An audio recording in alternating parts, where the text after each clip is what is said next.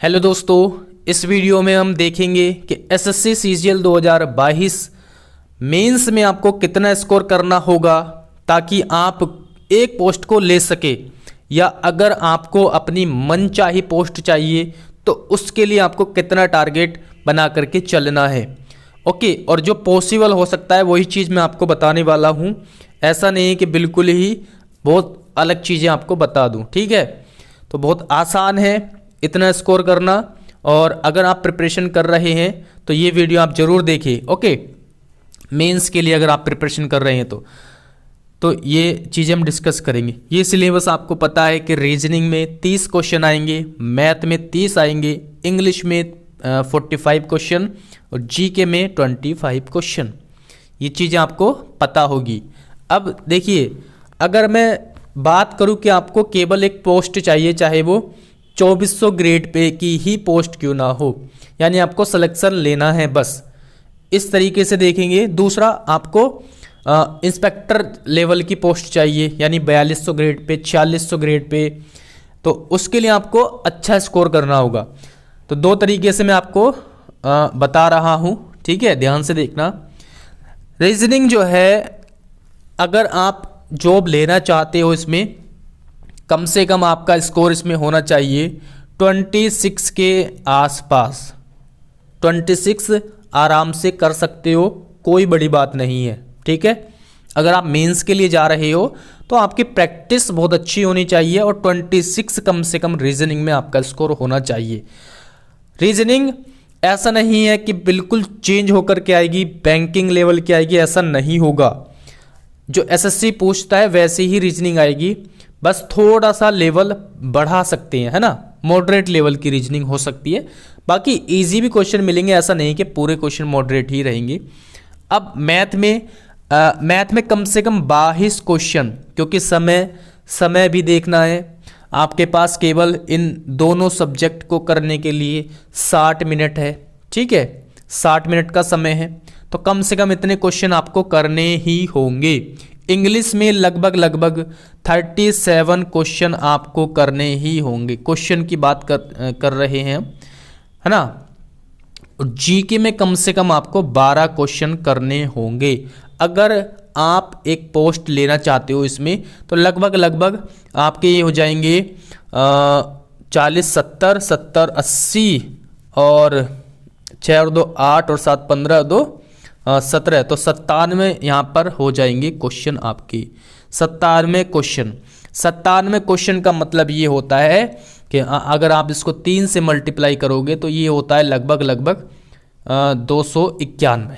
ठीक है, तो 390 में से 291 आपको स्कोर करना ही होगा अगर आपको कोई पोस्ट लेनी है तो। और ये स्कोर होता है आपका लगभग 75% के आसपास, और 75% में आपको आराम से कोई भी जॉब मिल सकती है इस सीजीएल में। ठीक है, मतलब 2400 ग्रेड पे की पोस्ट तो मिल ही जाएगी, अगर मैं जनरल कैटेगरी के हिसाब से देखूँ तो यहाँ पर। ठीक है, पिछली बार की कट ऑफ अगर मैं बताऊँ तो लगभग 75% में आपका सिलेक्शन हो गया है। मतलब सबसे जो कम कट ऑफ गई वो 75% नंबर पर आपका सिलेक्शन हुआ है जनरल कैटेगरी में। वहीं पर ओबीसी ईडब्ल्यूएस थोड़ा कम करके, और एससी एसटी एससी में लगभग 65% पर सिलेक्शन हुआ है। और एक मिनट रुकेंगे, तो बीच में ही लाइट चली गई है, लेकिन कोई नहीं, आपको दिख रहा होगा। ठीक है, तो मैं ये बोल रहा था कि 75% में पिछली बार सिलेक्शन हुआ है, और एससी एसटी कैटेगरी में लगभग 65% के आसपास सिलेक्शन हो गया है। तो ये था एक मिनिमम स्कोर, एक मतलब 2400 ग्रेड पे पोस्ट आपको इसमें मिल जाएगी। अब अगर आपको मनचाही पोस्ट चाहिए तो लगभग आपको 28 क्वेश्चन यहाँ पर और लगभग 27 क्वेश्चन आपको यहाँ पर करने होंगे। ठीक है, और यहाँ की अगर मैं बात करूँ तो लगभग 45 में से 40 क्वेश्चन और लगभग यहाँ पर 15 क्वेश्चन आपको करने होंगे अगर आपको मनचाही पोस्ट चाहिए तो। और ये हो जाते हैं लगभग 110 क्वेश्चन, और 110 का मतलब है 3 गुना, यानी 330, और 330 का मतलब है 390 में से 330 यानी लगभग 84%। तो 84% इतने मार्क्स अगर आप ले आए तो आपको मनचाही पोस्ट मिल जाएगी। ठीक है, इसमें आप लगभग 80% तो स्कोर करना ही है। एक दो क्वेश्चन आप कम कर सकते हो किसी भी सब्जेक्ट में, कम से कम आपको 80% स्कोर करना ही करना है अगर आपको मनचाही पोस्ट चाहिए तो। यानी लगभग 320 से ऊपर ही स्कोर करना होगा अगर आपको अपनी मनपसंदीदा पोस्ट चाहिए तो। ठीक है, अब देखिए यहाँ की अगर मैं बात करूँ तो इसमें आप स्कोर बढ़ा सकते हो। कहाँ पर बढ़ा सकते हो? अगर कोई बच्चा भाई ऐसा है जिसको केवल पोस्ट से मतलब है, जिसकी तैयारी बहुत माइंडेड नहीं है, बहुत मैथ रीजनिंग में बहुत अच्छा स्कोर नहीं कर पाता है, तो वो बच्चा टेंशन ना ले। अगर उसको मैथ में अगर 20-22 स्कोर कर पा रहा है तो उसको फिर रीजनिंग में इंग्लिश में अपने नंबर बढ़ा लेने चाहिए।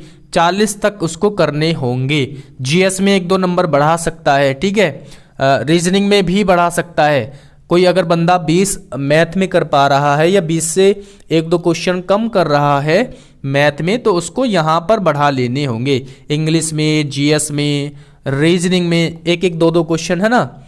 ठीक है, और अगर आप इंग्लिश में थोड़ा कम कर पा रहे हो, 35 के आसपास कर पा रहे हो, तो फिर आपको मैथ रीजनिंग में नंबर बढ़ाने होंगे। फिर आप मैथ रीजनिंग में नंबर बढ़ाने होंगे। यानी अगर कोई एक सब्जेक्ट आपका कमज़ोर है मैथ रीजनिंग में से, तो आपको बाकी की जो 3 सब्जेक्ट है उसमें स्कोर बढ़ाना होगा, उसको अच्छे से टाइम देना होगा। ठीक है, तो ये आप स्ट्रेटजी बना के चलो और यहाँ पर लगभग आप 300 प्लस ही स्कोर का टारगेट करके चलो, 300 प्लस का ही टारगेट करके चलो। ओके, और ये जनरल के हिसाब से मैंने बताई है, बाकी कैटेगरी वाइज भी आप थोड़ा कम कर सकते हो। ठीक है ना, तो अगर आप इतना स्कोर बना कर के चलते हो तो आपका कहीं ना कहीं किसी न किसी पोस्ट पर सिलेक्शन हो जाएगा। दूसरी बात यह है कि कंप्यूटर, ठीक है, कंप्यूटर, इस पर भी आपको ध्यान देना है। क्वालिफाइंग है लेकिन आप फेल हो जाओगे अगर आप इसमें अच्छा मतलब पासिंग मार्क्स नहीं लाए तो। और दूसरा क्या है, टाइपिंग है ना, स्किल टेस्ट, तो इसमें भी आपको ध्यान देना है इन दोनों चीज़ों पर, है ना, क्योंकि क्वालिफाई है लेकिन अगर आपने अच्छा परफॉर्मेंस नहीं दिया, क्वालिफाइंग मार्क्स नहीं आ पाए, तो फेल हो जाओगे। फिर इनका कोई फ़ायदा नहीं रहेगा, चाहे आप इतना स्कोर कर लो चाहे इतना स्कोर कर लो। अगर इन दोनों चीज़ों में फेल हो गए तो आप बाहर हो जाओगे। और काफ़ी बच्चे यहाँ पर बाहर निकलने वाले हैं क्योंकि इनको छोड़ करके इस पर ज़्यादा समय दिया जा रहा है। और ऐसा भी नहीं है कि इसके चक्कर में आप ये सारी चीज़ें भूल जाओ, पर 1-आध घंटा, आधा घंटा आप दे सकते हो, इससे ज़्यादा नहीं देना। ठीक है, लेकिन देना है।